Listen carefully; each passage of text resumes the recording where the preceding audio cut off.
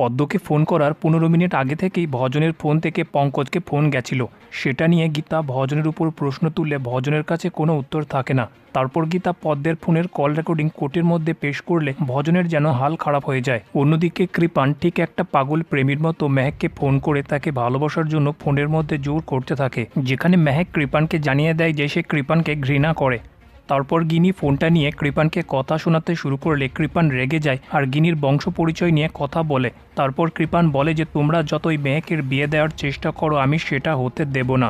মেহেকের বিয়ে যদি কারোর সাথে হয় তাহলে সেটা হবে আমি। তারপর সে ফোনটা কেটে দেয়। আশীর্বাদের দিন কৃপান কোনো সমস্যা করতে পারে সে আশঙ্কা হলে গিনি বলে সেটার জন্য গীতা আছে, গীতা কৃপানকে জব্দ করে দেবে। গীতা সবকিছু পরিষ্কার করার জন্য কাঠগড়ার মধ্যে পদ্মকে ডাকে। পদ্ম সবকিছু খুলে বলে কি করে তাকে ধরে নিয়ে গিয়ে তার বিয়ের নাটক করে অগ্নিজিৎকে সেখানে বিয়ের জন্য ইনভাইট করা হয়েছিল। কোর্ট শেষে অগ্নিজিতের বাড়ি ফেরার সময় কৃপান তার গুন্ডাদেরকে নিয়ে গিয়ে অগ্নিজিতের গাড়ির পথ অবরোধ করে আর বলে যে মেহেকের 5টার সময় লগ্ন আছে, কিন্তু সেটার কোনো প্রয়োজন নেই, কারণ মেহেকের জন্য আমি আছি, আমি মেহেককে ভালোবাসি, ওকে বিয়ে করব।